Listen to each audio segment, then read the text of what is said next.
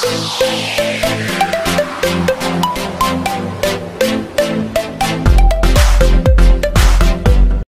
morning dear students, welcome to another class of chemistry. So in the last class we discussed the thermodynamics for other portions, that is heat capacity, molar heat capacity, specific heat capacity and enthalpy for a reaction enthalpy, different definition terms, lattice enthalpy, Born-Haber cycle, related problems, etc. Right?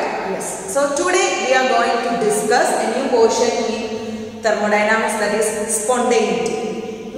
Spontaneity. അപ്പോൾ തെർമോഡൈനാമിക്സിൽ നിങ്ങൾക്കെല്ലാം കുറച്ചും കൂടി അത്ര familiar അല്ലാത്ത കുറച്ച് terms ആണ് നിങ്ങൾ പഠിക്കുന്നത്, പക്ഷെ കുറച്ച് സിമ്പിൾ ആയിട്ടുള്ളതാണ്. അപ്പോൾ നമുക്ക് അടുത്ത പഠിക്കാനുള്ള ടേമാണ് സ്പോണ്ടേനിറ്റി എന്ന് പറയുന്നത്. അപ്പോൾ നമ്മൾ കേട്ടിട്ടുണ്ട് സ്പോണ്ടേനിയസ് എന്നൊരു വേർഡ് നമ്മൾ കേട്ടിട്ടുള്ളതാണ് അല്ലേ. സ്പോണ്ടേനിയസ് എന്ന് പറഞ്ഞാൽ എന്താണ്? യെസ്, വേഗം നടക്കും, പെട്ടെന്ന് നടക്കുന്ന ഒരു പ്രോസസ് എന്നാണ് സ്പോണ്ടേനിയസ് എന്ന വാക്കിന്റെ അർത്ഥം. ശരിയല്ലേ? എന്നാൽ in thermodynamics what is mean by spontaneity എന്ന് ചോദിച്ചാൽ a spontaneous process is an irreversible process and may only be reversed by an external agency. അതായത് spontaneous process എന്ന് പറഞ്ഞാൽ irreversible ആയിട്ടുള്ള ഒരു പ്രോസസ് ആണ്, തിരികെ വരാത്ത റിവേഴ്സിബിൾ അല്ലാത്ത ഒരു പ്രോസസ് ആണെന്നാണ് പറയുന്നത്. ഇനി നമുക്ക് അതിനെ റിവേഴ്സ് ചെയ്യണമെങ്കിൽ എന്താണ്? ഒരു എക്സ്റ്റേണൽ ഏജൻസിയുടെ സഹായം വേണം. പുറത്തു നിന്ന് ഏതെങ്കിലും ഒരു ഫാക്ടറിന്റെ സഹായത്തോടു കൂടി മാത്രമേ നമുക്ക് എന്ത് ചെയ്യാൻ പറ്റൂ? ഈ സ്പോണ്ടേനിയസ് പ്രോസസ്സിനെ റിവേഴ്സ് ചെയ്യാൻ പറ്റൂ. Otherwise it is an irreversible process. മനസ്സിലായി? Decrease in the enthalpy may be a contributory factor for spontaneity, but it is not true for all the cases. അപ്പോൾ എൻതാൽപ്പി കുറയ്ക്കുന്നത് ശരിക്കും സ്പോണ്ടേനിറ്റിക്ക് കാരണമാകുന്നു എന്ന് ചില കേസിൽ പറയാറുണ്ട്, പക്ഷേ അത് എല്ലാ കേസിലും ശരിയാകണമെന്ന് ഇല്ല. Any two gases can combine to form a product, but the rate of spontaneity differs from equation to equation. എന്താണ്? ഏതെങ്കിലും രണ്ട് ഗ്യാസസ് കമ്പൈൻ ചെയ്ത് ഒരു പ്രോഡക്റ്റ് ഫോം ചെയ്യാം, പക്ഷേ ഈ സ്പോണ്ടേനിറ്റി എല്ലാ ഇക്വേഷനിലും ഒരേപോലെ ആകണമെന്ന് ഇല്ല. ഇപ്പോൾ ഒരു ഇക്വേഷനിലും ഏതെങ്കിലും രണ്ട് ഗ്യാസ് തമ്മിൽ കമ്പൈൻ ചെയ്ത് ഒരു പ്രോഡക്റ്റ് ഫോം ചെയ്യുന്നു, വേറൊരു ഇക്വേഷൻ എടുക്കുമ്പോഴും അവിടെയും ഏതെങ്കിലും രണ്ട് ഗ്യാസസ് കമ്പൈൻ ചെയ്ത് ഒരു പ്രോഡക്റ്റ് ആയിരിക്കും ഉണ്ടായത്, പക്ഷേ ആ രണ്ട് കേസിലുമുള്ള സ്പോണ്ടേനിറ്റിയിൽ എന്ത് കാണും? ഡിഫറൻസ് ഉണ്ടാവും. അതാണ് ഓരോ ഇക്വേഷനിലും സ്പോണ്ടേനിറ്റി ഡിഫറെന്റ് ആയിക്കൊണ്ടേ ഇരിക്കും. അപ്പൊ എന്താണ് സ്പോണ്ടേനിറ്റി അല്ലെങ്കിൽ എന്താണ് സ്പോണ്ടേനിയസ് പ്രോസസ് എന്നുള്ളതിനെ കുറിച്ച് ഒരു ഐഡിയ കിട്ടിയല്ലോ. Okay, then enthalpy diagrams for exothermic reactions and endothermic reaction. നമുക്കറിയാം എന്താണ് എക്സോതെർമിക്, എന്താണ് എൻഡോതെർമിക്. ഹീറ്റ് എനർജി ലിബറേറ്റ് ചെയ്യുന്ന ടൈപ്പ് ഓഫ് റിയാക്ഷൻസ് ആണ് exothermic reactions. Heat energy absorb ചെയ്യുന്ന ടൈപ്പ് ഓഫ് റിയാക്ഷൻസ് ആണ് എൻഡോതെർമിക് റിയാക്ഷൻസ്. അപ്പോൾ ഈ രണ്ട് ടൈപ്പ് ഓഫ് റിയാക്ഷന്റെ കേസിലുമുള്ള എൻതാൽപ്പി ഡയഗ്രം എങ്ങനെയായിരിക്കും എന്നാണ് ഇവിടെ കൊടുത്തിരിക്കുന്നത്. Okay, so enthalpy diagram for exothermic റിയാക്ഷന്റെ കേസിലാണ് ഇവിടെ കൊടുത്തിരിക്കുന്നത്.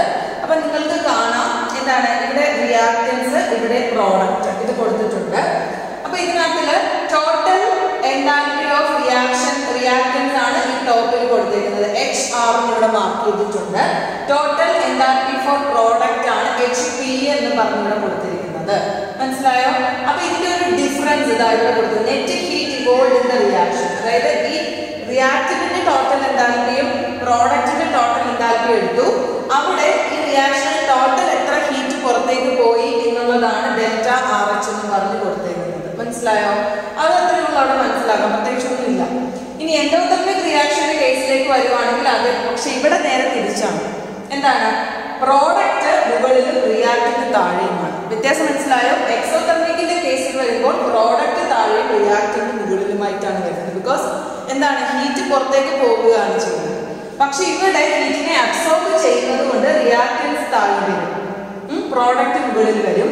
ഇവിടെ എത്രമാത്രം ഹീറ്റ് എനർജി അബ്സോർബ് ചെയ്തു എന്നുള്ളതാണ് ഇവിടെ കാണിക്കുന്നത്. അതാണ് തമ്മിലുള്ള പ്രധാന വ്യത്യാസം എന്ന് പറഞ്ഞത്. ഒത്തിരി ഒന്നും മനസ്സിലാക്കാനില്ല, ജസ്റ്റ് ഒന്ന് നിങ്ങൾക്ക് പിടികിട്ടാൻ വേണ്ടി ഒരു ഡയഗ്രം കാണിച്ചു എന്ന് മാത്രം. Okay, then next it is very important, that is entropy and spontaneity. Spontaneous process അല്ലെങ്കിൽ spontaneity എന്താണെന്ന് നിങ്ങൾക്കറിയാം. എന്നാൽ നിങ്ങൾ പഠിക്കാൻ പോകുന്ന പുതിയ ഒരു ടേമാണ് ഇത് എൻട്രോപ്പി എന്ന് പറയുന്നത്. എൻട്രോപ്പി എന്താണെന്നൊക്കെ നിങ്ങൾ മനസ്സിലാക്കി. ഇനി നമ്മൾ പഠിക്കുന്നത് എൻട്രോപ്പി.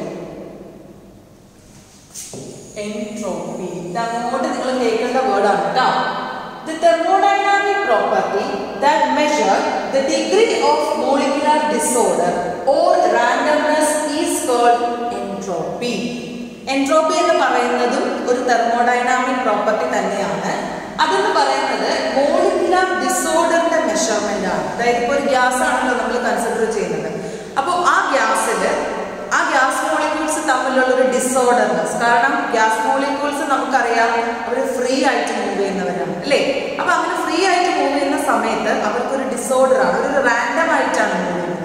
അപ്പൊ ആ റാൻഡംനെസ്സിന്റെ ഡിഗ്രി അല്ലെങ്കിൽ അതിന്റെ മെഷർമെന്റ്, അതിനെയാണ് എന്താന്ന് പറയുന്നത് എൻട്രോപ്പി എന്ന് പറയുന്നത്. അതാണ് ഡിഗ്രി ഓഫ് റാൻഡംനെസ് അല്ലെങ്കിൽ degree of disorderness of the molecule, which is known as entropy according to thermodynamics, and it is denoted by S.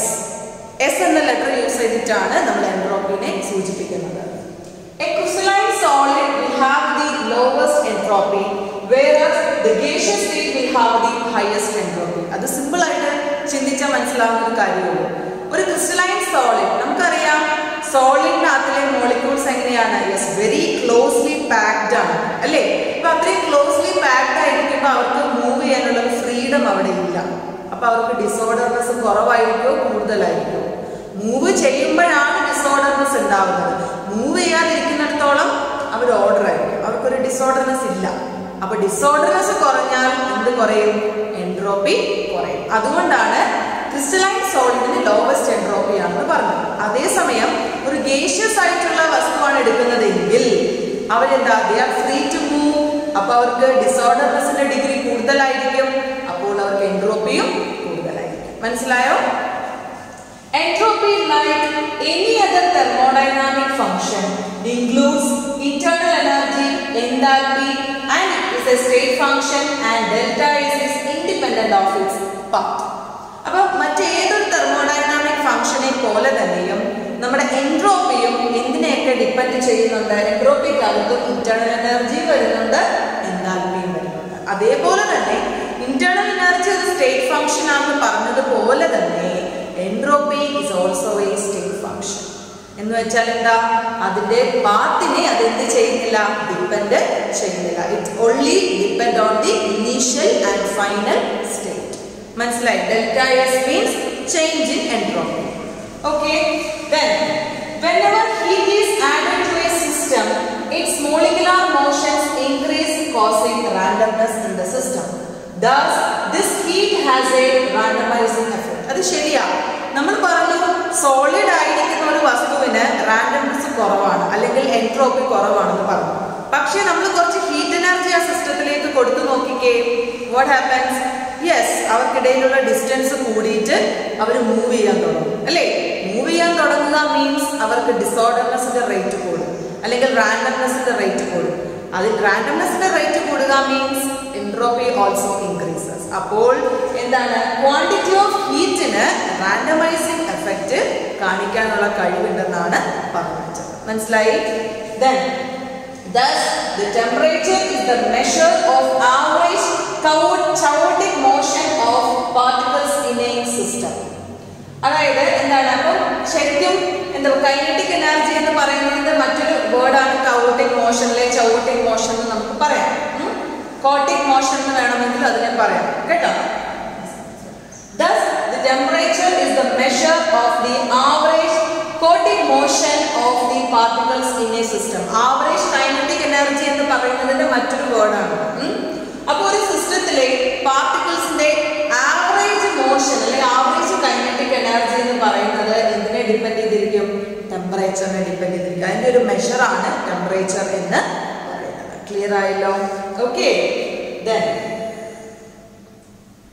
yes, next is the mathematical representation of entropy. Entropy ne engane mathematically നമുക്ക് represent ചെയ്യാം. Heat added to a system at lower temperature causes greater randomness than when the same quantity of heat is added to it at higher temperature. Therefore, entropy change is inversely proportional to temperature. എന്താ പറഞ്ഞത്? അതായത് ഇപ്പോൾ temperature കുറഞ്ഞിരിക്കുന്ന ഒരു system, temperature കുറഞ്ഞിരിക്കുന്ന സിസ്റ്റത്തിലേക്ക് നമ്മൾ heat add ചെയ്യണം. Heat add ചെയ്യുമ്പോൾ എന്ത് സംഭവിക്കും? അത് മൂവ് ചെയ്യുമ്പോൾ അതിന്റെ റാൻഡംനെസ് കൂടും, എൻട്രോപ്പി കൂടും. ടെമ്പറേച്ചർ കുറഞ്ഞിരിക്കുന്ന ഒരു സിസ്റ്റത്തിലേക്ക് നമ്മൾ ഹീറ്റ് കൊടുക്കുകയാണ്. അപ്പോൾ എന്ത് പറ്റും? റാൻഡംനെസ് കൂടും, എൻട്രോപ്പി കൂടും. പക്ഷേ ഓൾറെഡി ഹൈ ടെമ്പറേച്ചറിൽ ഇരിക്കുന്ന ഒരു വസ്തുവിലേക്ക് ഇവിടെ കൊടുത്ത അതേ ക്വാണ്ടിറ്റി ഓഫ് ഹീറ്റ് നമ്മൾ കൊടുക്കുന്നു. എന്തെങ്കിലും വ്യത്യാസം വരുമോ? പോയി വളരെ നേരിയ വ്യത്യാസം മാത്രമേ സംഭവിക്കുള്ളൂ. ബിക്കോസ് എന്താ? അവിടെ ഓൾറെഡി ടെമ്പറേച്ചർ നല്ല കൂടിയ അവസ്ഥയിലാണ്. അവിടോട്ട് ഒരു ഇച്ചിരി നല്ല രീതിയിൽ കത്തിക്കൊണ്ടിരിക്കുന്ന ഒരു തീ, നല്ല ഫ്ലെയിമിൽ കത്തിക്കൊണ്ടിരിക്കുകയാണ്. അതിലേക്ക് ഒരു ഇത്തിരിയും കൂടി എന്താ പറയാ വിറകഷ്ണോ അല്ലെങ്കിൽ എന്തെങ്കിലും ഒന്ന് വെച്ച് കഴിഞ്ഞാൽ എന്ത് സംഭവിക്കാനാ? ജസ്റ്റ് അതൊന്നുകൂടെ എരിയും, അത്രയല്ലേ ഉള്ളൂ. അല്ലാതെ വളരെ വലിയൊരു മാറ്റമൊന്നും നമുക്ക് എന്ത് ചെയ്യാൻ പറ്റില്ല, ഉണ്ടാക്കാൻ പറ്റില്ല. അതേസമയം ഒരു തീയും ഇല്ലാതിരിക്കുന്നിടത്തേക്ക് നമ്മൾ കുറച്ച് സാധനങ്ങളൊക്കെ കൂട്ടി വെച്ചിട്ട് എന്ത് ചെയ്യാം, ഇച്ചിരി കൂടുതൽ മണ്ണെണ്ണ ഒഴിച്ചൊന്ന് കത്തിക്കുകയാണെങ്കിൽ എന്താ സംഭവിക്കുക? അത് നല്ല രീതിയിൽ കത്തും. അത് വെച്ചാൽ പൊതുവെ അവിടെ ടെമ്പറേച്ചർ കുറവായിരുന്നു. ഞാൻ മനസ്സിലാവാൻ വേണ്ടി ഒരു എക്സാമ്പിൾ പറഞ്ഞാൽ, മറ്റിടത്ത് ഓൾറെഡി അത്യാവശ്യം ടെമ്പറേച്ചർ ഉണ്ടായിരുന്നു. അപ്പൊ അവിടേക്ക് ഒരു ഇത്തിരി ക്വാണ്ടിറ്റി ഹീറ്റ് കൊടുത്തു എന്ന് കരുതി വളരെ വലിയ മാറ്റമൊന്നും അവിടെ സംഭവിക്കാൻ പോകുന്നില്ല. ഒത്തിരി റാൻഡംനെസ് ഒന്നും അവിടെ ഉണ്ടാവണമെന്ന് ഇല്ല. അവിടെ നേരത്തെ ഉണ്ടായിരുന്ന അത്രയും തന്നെ ഇപ്പോഴും ഉണ്ട്, അതേ ഉള്ളൂ. പക്ഷെ ലോ ടെമ്പറേച്ചർ ആയിരുന്നിടത്തേക്ക് നമ്മൾ ഹീറ്റ് എനർജി കൊടുക്കുമ്പോൾ വളരെ വലിയൊരു വ്യത്യാസം ഉണ്ടാവും, വളരെ വലിയൊരു റാൻഡംനെസ് ഉണ്ടാവും. അപ്പൊ എൻട്രോപ്പിക്ക് നല്ല നമുക്ക് കാണാൻ സാധിക്കുന്ന വിധത്തിൽ മനസ്സിലാക്കാൻ, അല്ലെങ്കിൽ എന്താ പറയാ, നമുക്ക് എക്സ്പീരിയൻസ് ചെയ്യാൻ പറ്റുന്ന തരത്തിലുള്ള ഒരു എൻട്രോപ്പി ചേഞ്ച് അവിടെ ഉണ്ടാവും. അപ്പോൾ what is the relation between temperature and entropy? Yes, lower ടെമ്പറേച്ചറിൽ ഹീറ്റ് കൊടുത്തപ്പോൾ എൻട്രോപ്പി കൂടി, ഹയർ ടെമ്പറേച്ചറിൽ ഹീറ്റ് കൊടുത്തപ്പോൾ എൻട്രോപ്പിക്ക് വലിയ മാറ്റം നമ്മൾ കണ്ടില്ല. അപ്പോൾ ദേ ആർ ഇൻവേഴ്സ്ലി പ്രൊപ്പോർഷണൽ അല്ലേ? അപ്പൊ അതുകൊണ്ടാണ് ചേഞ്ച് ഇൻ എൻട്രോപ്പി എന്ന് പറയുന്നത് ഇൻവേഴ്സ്ലി പ്രൊപ്പോർഷണൽ ടു ടെമ്പറേച്ചർ എന്ന് പറയുന്നത്. ചേഞ്ച് ഇൻ എൻട്രോപ്പി എന്ന് പറയുന്നത് delta S, that is inversely proportional to temperature. മനസ്സിലായോ പറഞ്ഞത്? ഓക്കെ, അതാണ് അവിടെ കൊടുത്തേക്കുന്നത്. ഇനി എന്താണ്? ഇനി ഇവിടെ Q റിവേഴ്സിബിൾ എന്ന് കൊടുത്തേക്കുന്നത് ക്വാണ്ടിറ്റി ഓഫ് ഹീറ്റ് ആണ്. അപ്പൊ ഹീറ്റിന്റെ ടെമ്പറേച്ചറിനോട് ഇയാൾ ഇൻവേഴ്സ്ലി പ്രൊപ്പോർഷണൽ ആണ്. പക്ഷേ ഹീറ്റിനോടോ? ടെമ്പറേച്ചറും ഹീറ്റും തമ്മിൽ രണ്ടാന്നുള്ള കാര്യം അറിയാമല്ലോ. ഓക്കെ, അപ്പൊ ടെമ്പറേച്ചറിനോട് എൻട്രോപ്പി ചേഞ്ച് ഇൻവേഴ്സ്ലി പ്രൊപ്പോർഷണൽ ആണ്. പക്ഷേ ഹീറ്റ് കൊടുക്കുമ്പോഴല്ലേ റാൻഡംനെസ് കൂടുന്നത്? ക്വാണ്ടിറ്റി ഓഫ് ഹീറ്റ് കൂടുമ്പോൾ റാൻഡംനെസ് കൂടില്ലേ? അപ്പൊ എൻട്രോപ്പി കൂടില്ലേ? അപ്പൊ ക്വാണ്ടിറ്റി ഓഫ് ഹീറ്റിനോട് ഡയറക്ട്ലി പ്രൊപ്പോർഷണൽ ആണ് ആര്? ഡെൽറ്റ എസ്, അല്ലെങ്കിൽ ചേഞ്ച് ഇൻ എൻട്രോപ്പി എന്ന് പറയുന്നത്. അതുകൊണ്ട് തന്നെ നമുക്ക് എന്ത് ചെയ്യാം? ഇയാളെ ഒരുമിച്ച് ഒരു ഇക്വേഷൻ ആക്കി എഴുതിയിരിക്കുന്നതാണ്. Delta S equal Q reversible by T, where Q is the quantity of heat in a reversible process and T is the temperature. മനസ്സിലായല്ലോ? Then the total entropy change for the system and surroundings of a spontaneous process is given by ഒരു spontaneous process കേസിൽ എന്താണ്? സിസ്റ്റത്തിന്റെയും സറൗണ്ടിങ്സിന്റെയും കേസിലുള്ള total എൻട്രോപ്പിയെ കാണിക്കാനുള്ള equation ആണ് total entropy, that is delta S total, which is equal, നമുക്കറിയാം universe എന്ന് പറഞ്ഞാൽ it consist of both system and surrounding. അപ്പൊ ടോട്ടൽ എൻട്രോപ്പി എന്ന് പറഞ്ഞാൽ സിസ്റ്റത്തിന്റെ എൻട്രോപ്പി പ്ലസ് സറൗണ്ടിങ്ങിന്റെ എൻട്രോപ്പി ആയിരിക്കുമല്ലോ. So that is the equation delta S total equal to delta S system plus delta S surrounding. മനസ്സിലായി? Okay, then when a system is in equilibrium the entropy is maximum and the change in entropy delta is equal to 0. അപ്പോൾ system ഇക്വിലിബ്രിയത്തിലാണ് എന്ന് കരുതുക. System ഇക്വിലിബ്രിയത്തിലാവുമ്പോൾ entropy maximum ലെവലിലെത്തും. അപ്പോൾ ഇയാളുടെ value delta S change in entropy എന്ന് പറയുന്ന ഇയാളുടെ വാല്യൂ എന്തായി പോകും?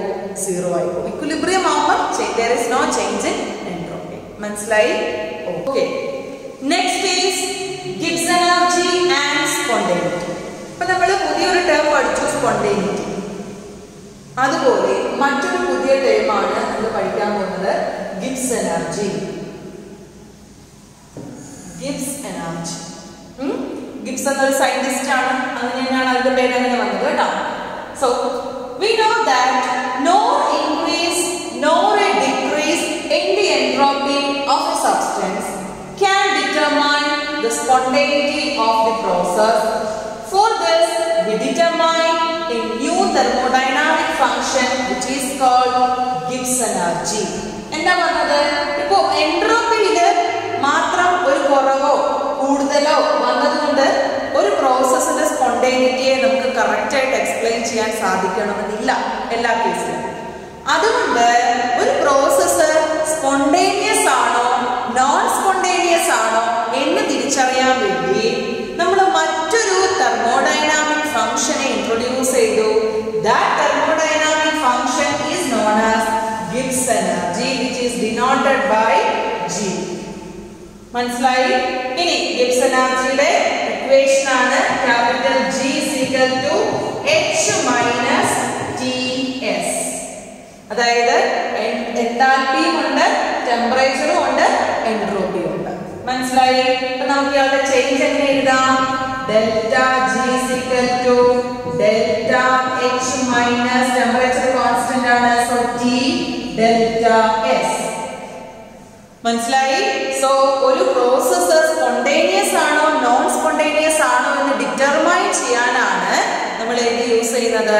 ഗിബ്സ് എനർജി എന്ന അടുത്ത തെർമോഡൈനാമിക് ഫംഗ്ഷൻ യൂസ് ചെയ്യുന്നത്. That is G is equal to H minus Ts, that is change in Gibbs energy delta G equal to delta H minus T delta S. Clear ആയല്ലോ? Okay.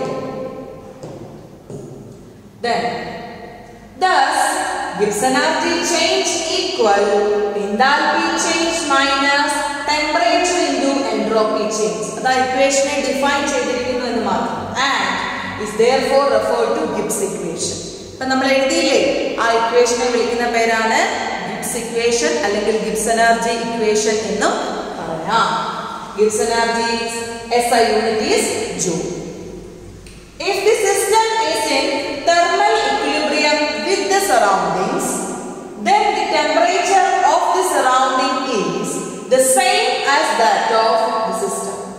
Also, increase in enthalpy of the surroundings is equal to decrease in the enthalpy of the system. അതായത് ഇപ്പൊ നമ്മുടെ system സറൗണ്ടിങ്ങുമായിട്ട് ഇക്വിലിബ്രിയത്തിലാണ് എന്ന് കരുതുക. സിസ്റ്റവും സറൗണ്ടിങ്ങും ഇക്വിലിബ്രിയത്തിലാണ് എന്ന് കരുതുക. അപ്പോൾ സിസ്റ്റത്തിന്റെയും സറൗണ്ടിങ്ങിന്റെയും ടെമ്പറേച്ചർ സെയിം ആയിരിക്കുമല്ലോ, സെയിം ആയിരിക്കും.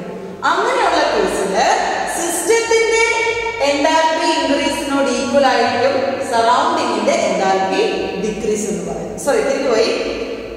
സിസ്റ്റത്തിന്റെ എൻതാൽപ്പി ഡിക്രീസ്, അതായത് സിസ്റ്റത്തിൽ എത്രത്തോളം എൻതാൽപ്പി ഡിക്രീസ് ചെയ്യുന്നോ അത്രയും സറൗണ്ടിങ്സിലെ എൻതാൽപ്പി ഇൻക്രീസ് ചെയ്യും. ആ ഇൻക്രീസും ഡിക്രീസും അവിടെ എന്തായിരിക്കും?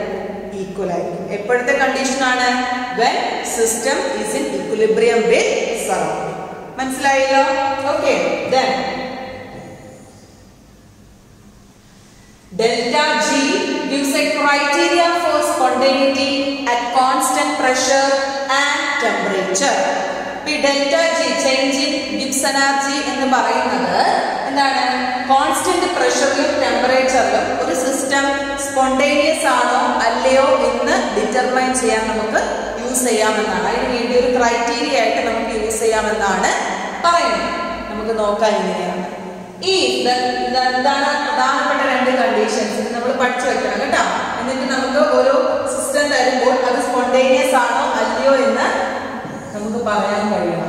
ഏതൊക്കെയാണ്? First condition, if delta G is negative, delta G negative ആണ്, എന്നുവെച്ചാൽ സീറോയേക്കാളും ചെറുതാണെങ്കിൽ the process is spontaneous. ഓർത്ത് വെക്കണം, നമുക്കത് എക്സാമ്പിൾ ചെയ്യാം. if delta G is negative, delta G negative ആണെങ്കിൽ പ്രോസസ് എങ്ങനെയായിരിക്കും? സ്പോണ്ടേനിയസ് ആയിരിക്കും. നേരെ തിരിച്ച് if delta G is positive which is greater than 0, the process is non spontaneous. അപ്പോൾ നമുക്കൊരു പ്രോസസ്സ് തരും. അപ്പോൾ അവിടെ ഇങ്ങനെ ഒരു വെച്ചിട്ട് നമ്മൾ നോക്കണം അവിടെ ഡെൽറ്റ ജി പോസിറ്റീവ് ആണോ നെഗറ്റീവ് ആണോ. If it is negative that is spontaneous process. If it is positive that is a non spontaneous process. അത് ചെയ്യുമ്പോൾ മനസ്സിലാവും. And if a reaction has positive enthalpy change and positive entropy change. ഇപ്പൊ നമ്മുടെ equation എന്തുവായിരുന്നു? Delta G is equal to delta H minus T delta S എന്നായിരുന്നല്ലോ നമ്മുടെ equation ആയിരുന്നു. അപ്പൊ ഇവിടെ ഈ എൻതാൽപ്പി ചേഞ്ച് എന്ന് പറയുന്നത് പോസിറ്റീവ് ആണെന്ന് വിചാരിക്കുക, ഇയാളുടെ വാല്യൂ പ്ലസ് ആണെന്ന് വിചാരിക്കുക. ഓക്കെ, അതേപോലെ എൻട്രോപ്പി ചേഞ്ച് പോസിറ്റീവ് ആണെന്ന് വിചാരിക്കുക, ഈ ഡെൽറ്റ എസിന്റെ വാല്യൂ പോസിറ്റീവ് ആണെന്ന് വിചാരിക്കുക.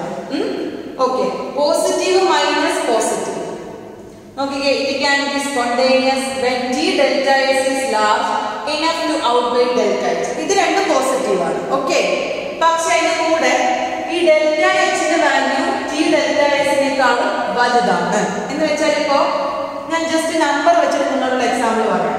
ഇത് രണ്ടും പോസിറ്റീവ് നമ്പേഴ്സ് ആണെന്ന് കരുതുക.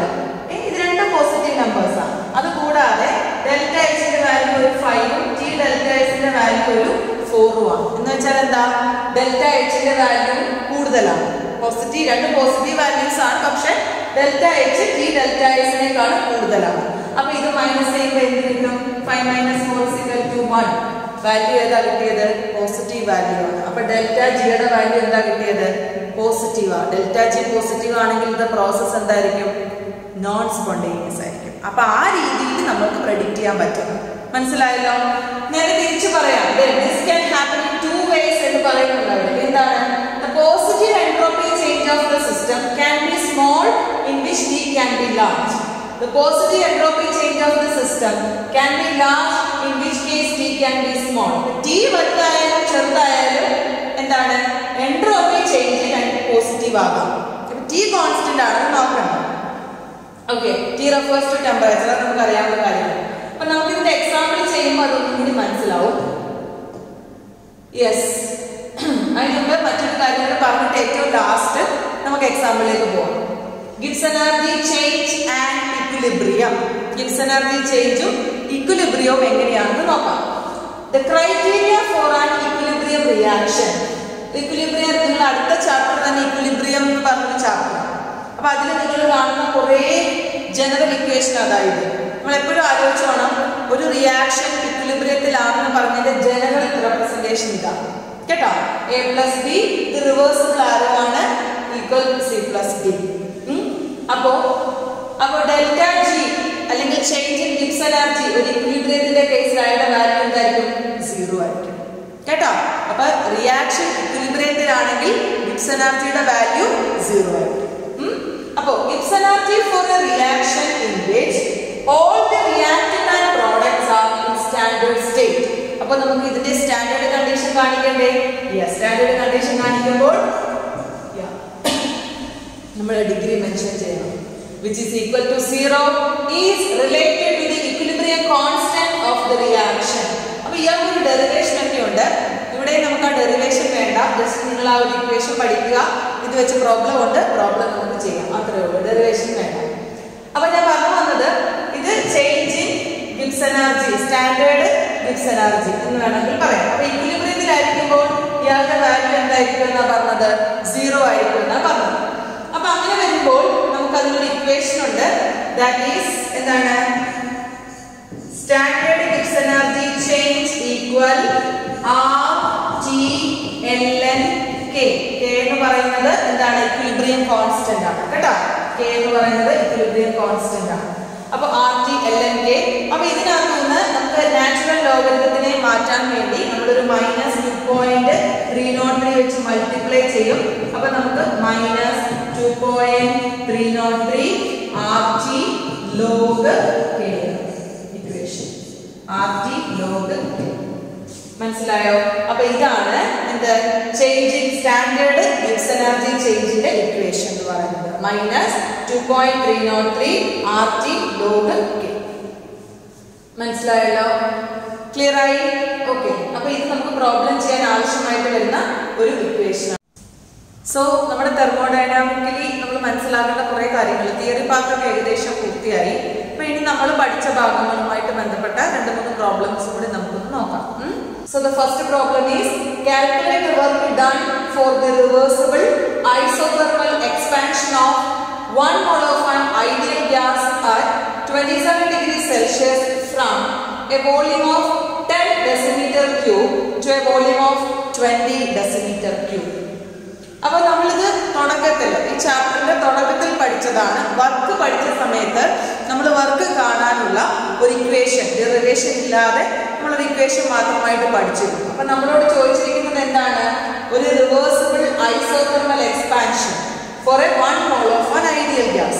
1 mole ഐഡിയൽ ഗ്യാസിന്റെ റിവേഴ്സിബിൾ ഐസോതെർമൽ എക്സ്പാൻഷൻ നടക്കുകയാണ്. അവിടെ ടെമ്പറേച്ചർ 27 ഡിഗ്രി സെൽഷ്യസ് ആണ്. അതിന്റെ ഫ്രം എ വോളിയം, ഏത് വോളിയത്തിൽ നിന്ന് എങ്ങോട്ടാണ്?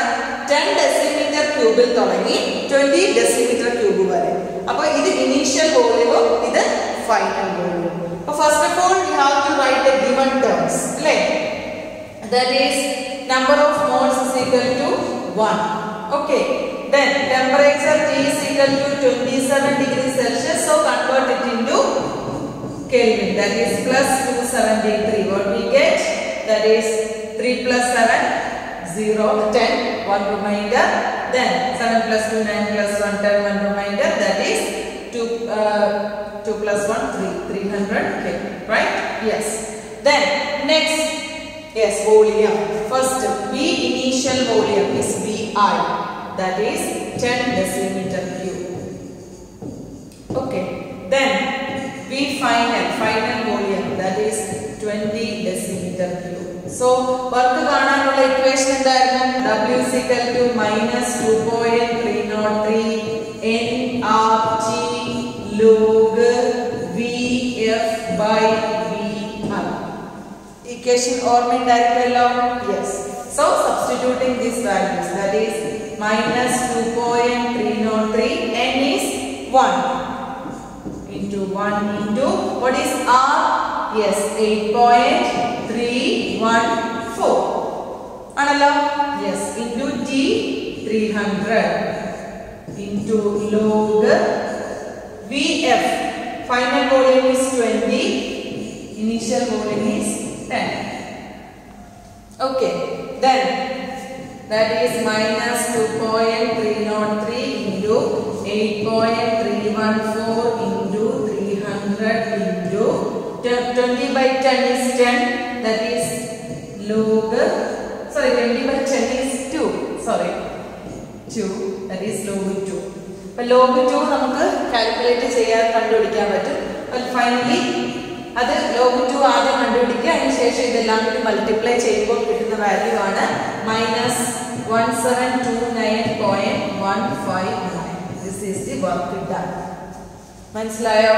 അപ്പൊ ഈ രീതിയിൽ നമുക്ക് എന്ത് ചെയ്യാൻ പറ്റും? ഇതുപോലെ വർക്ക് കാൽക്കുലേറ്റ് ചെയ്യാൻ ചോദിച്ചാൽ കണ്ടുപിടിക്കാം. മനസ്സിലായി? Then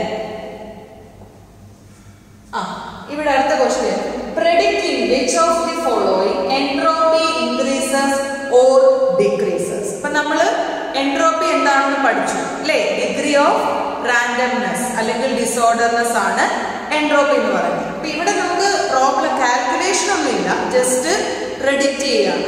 അതായത് ഇവിടെ ഓരോ സിറ്റുവേഷൻ നിങ്ങൾക്ക് തന്നിട്ടുണ്ട്. ഈ സിറ്റുവേഷനിൽ എൻട്രോപ്പി കൂടുവാണോ കുറയുവാണോ എന്ന് നിങ്ങൾ പറയണം. അതാണ് ചോദ്യം, പക്ഷെ ഇമ്പോർട്ടന്റ് ആണ്. So first situation is A liquid crystallises into A solid. ഒരു ലിക്വിഡ് സോളിഡ് ആയിട്ട് മാറും. ഒരു ലിക്വിഡ് സോളിഡ് ആയിട്ട് മാറുമ്പോൾ മക്കളെ ഡിസോർഡർനെസ് കുറയുവാണോ കൂടുവാണോ?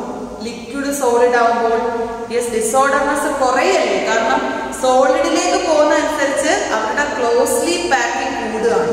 അപ്പൊ അവരുടെ ഇടയ്ക്കുള്ള ഇന്റർമോളിക്കുലർ ഡിസ്റ്റൻസ് കുറഞ്ഞിട്ട് അട്രാക്ഷൻ കൂടുകയാണ്. അപ്പൊ അവർക്ക് ഫ്രീ ആയിട്ട് മൂവ് ചെയ്യാൻ പറ്റാതെ വരും. അപ്പൊ ഡിസോർഡർനെസ് എന്ത് ചെയ്യും? കുറയും. ഡിസോർഡർനെസ് കുറഞ്ഞാൽ അല്ലെങ്കിൽ റാൻഡംനെസ് കുറഞ്ഞാൽ എൻട്രോപ്പി കുറയും. സോ അത് നമ്മൾ ഇവിടെ എഴുതി വെക്കണം, ഈ സെന്റൻസിൽ എഴുതണം. എന്താണ്? while a liquid crystallizes into a solid, എന്താണ്? the freedom of movement of particle decreases, which means the randomness of the particle decreases. Randomness decreases, entropy also decreases. അത് ഇവിടെ എഴുതണം സെന്റൻസ് ആയിട്ട്. മനസ്സിലായല്ലോ? Then next condition, temperature from 0 Kelvin to 115 Kelvin. ഒരു crystalline solid ആയിരിക്കുന്ന ഒരു വസ്തുവിന്റെ ടെമ്പറേച്ചറിനെ നമ്മൾ 0-ൽ നിന്ന് 115 കെൽവിൻ ആക്കി ഉയർത്തി. അപ്പൊ അവരുടെ ടെമ്പറേച്ചർ കൂടി. അപ്പൊ സോളിഡിന്റെ കേസ്, സോളിഡിന് നമ്മൾ ഹീറ്റ് കൊടുക്കുമ്പോൾ എന്ത് പറ്റും? അത് കൺവേർട്ട് ചെയ്ത് എന്തായിട്ട് മാറും? ലിക്വിഡ് ആയിട്ട് മാറും. അപ്പൊ സോളിഡ് ലിക്വിഡ് ആവുക മീൻസ് റാൻഡംനെസ് കൂടുവോ കുറയുമോ? Yes, randomness increases. If randomness increases, entropy also increases. മനസ്സിലായി? അപ്പൊ അത് ഇവിടെ നമ്മൾ എഴുതി വെക്കണം. എന്താണ്? if the temperature of a crystalline solid is increases, it is converted into liquid. If solid converted into liquid, the randomness of the particle increases. If randomness increases, entropy also increases. മനസ്സിലായല്ലോ? Then next condition.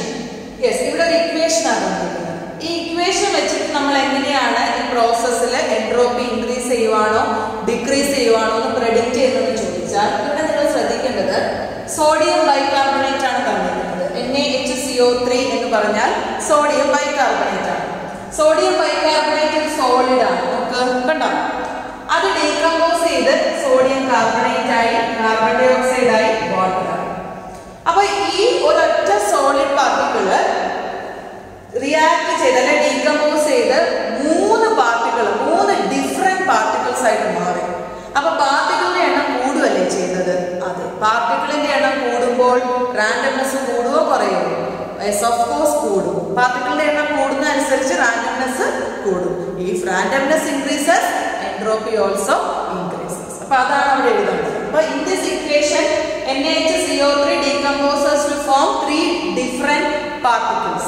So here number of particle increases. If the number of particle increases, randomness also increases. If randomness increases, entropy also increases. മനസ്സിലായി? അങ്ങനെയാണ് ഇവിടെ എഴുതുന്നത്. Okay, then next one. H2 gives 2H. ഇവിടെ എന്താണ്? H2 എന്ന് പറയുന്നത് ഒരു hydrogen molecule ആണ്. ഒരു ഹൈഡ്രജൻ മോളിക്യൂൾ ഡിസോസിയേറ്റ് ചെയ്ത് 2 ഹൈഡ്രജൻ ആറ്റംസ് ആയിട്ട് മാറും.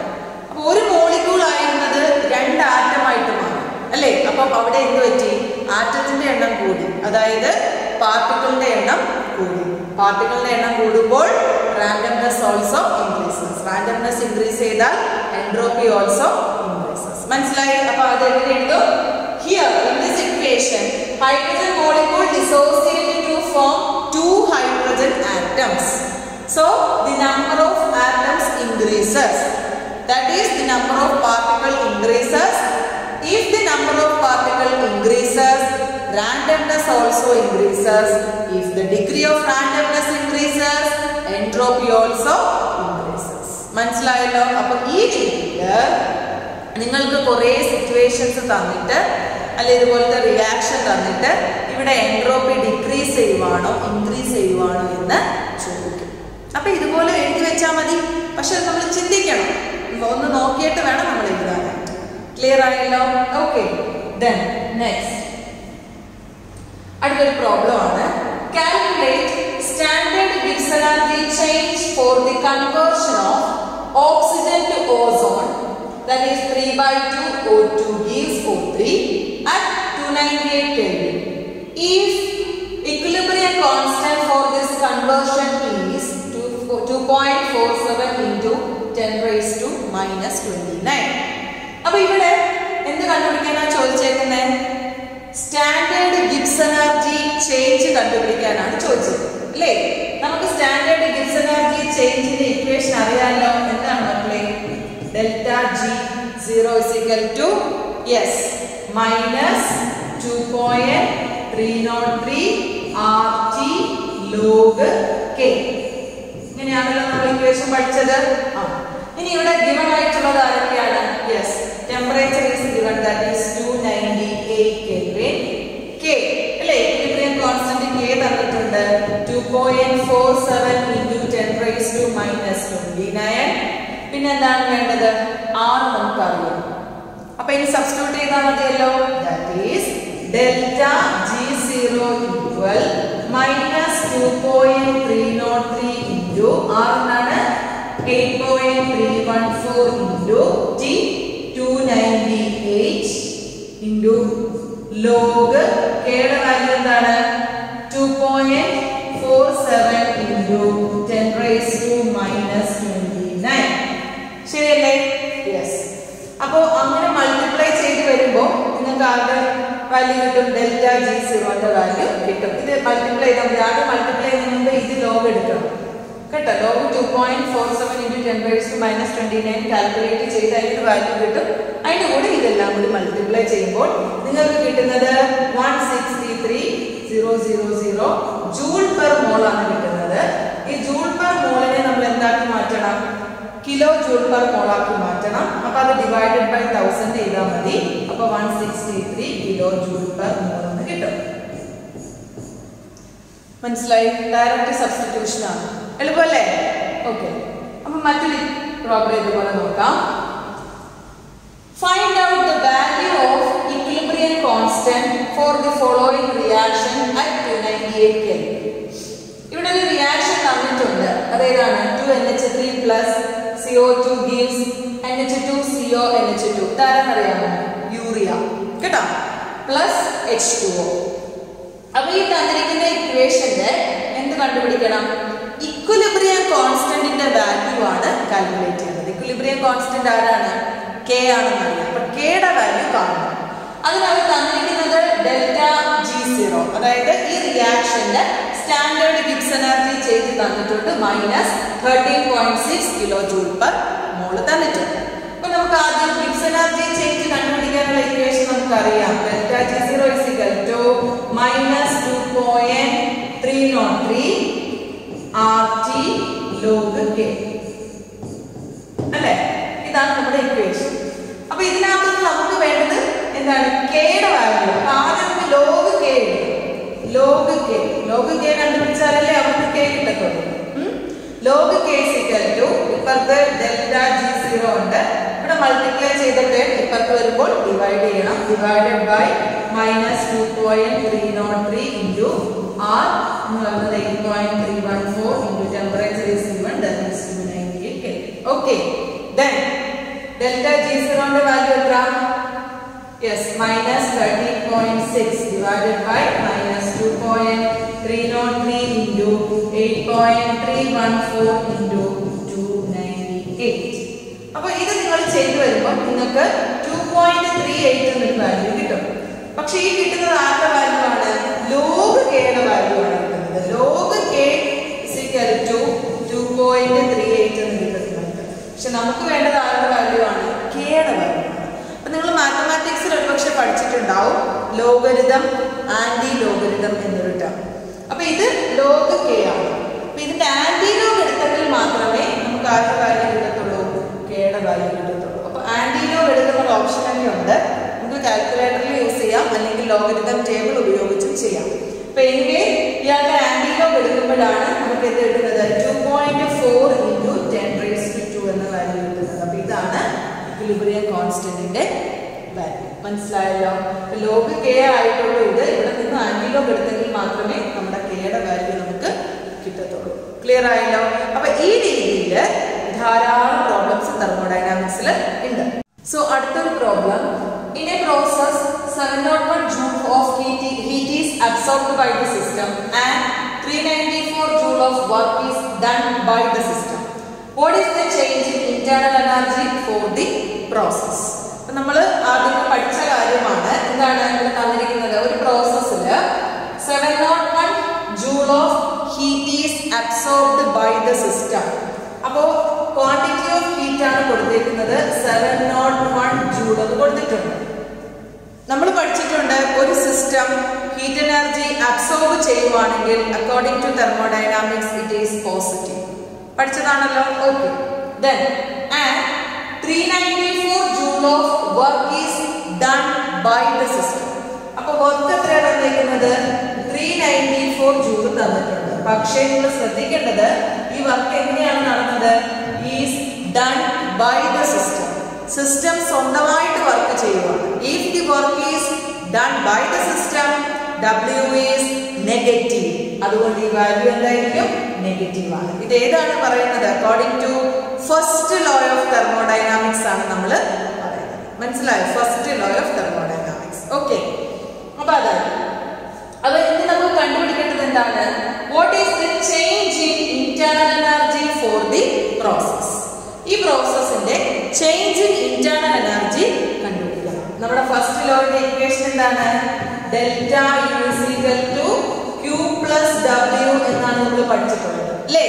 അപ്പോൾ ഡെൽറ്റ യു ആണ് കാണേണ്ടത്. ഡയറക്റ്റ് സബ്സ്റ്റിറ്റ്യൂഷൻ ചെയ്താൽ മതിയല്ലോ.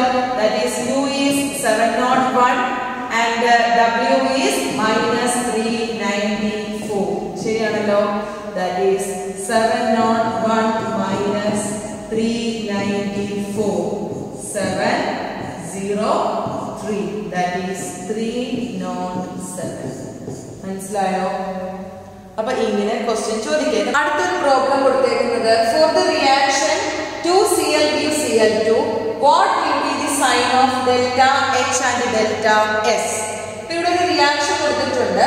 ഇതില് ഡെൽറ്റ എച്ചിന്റെയും ഡെൽറ്റ എസിന്റെയും സൈൻ ആണ് നമ്മൾ കണ്ടുപിടിക്കുന്നത്. പ്രത്യേകിച്ച് വേറെ പ്രോബ്ലം ഒന്നും ചെയ്യാനില്ല. അപ്പൊ ഇവിടെ 2Cl gives Cl2 എന്നാണ്.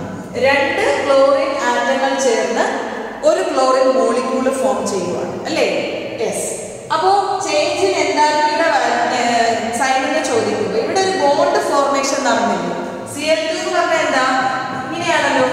അപ്പോ ബോണ്ട് ഫോം ചെയ്യുമ്പോൾ എപ്പോഴും ഹീറ്റ് എനർജി റിലീസ് ചെയ്യുവാണ് ചെയ്യുന്നത്. ഹീറ്റ് എനർജി റിലീസ് ചെയ്താൽ ഡെൽറ്റ എച്ചിന്റെ വാല്യൂ എന്തായിരിക്കും? നെഗറ്റീവ് ആണെന്ന് പഠിച്ചിട്ടുണ്ട്. അപ്പൊ അതുകൊണ്ട് അവിടെ എഴുതണം.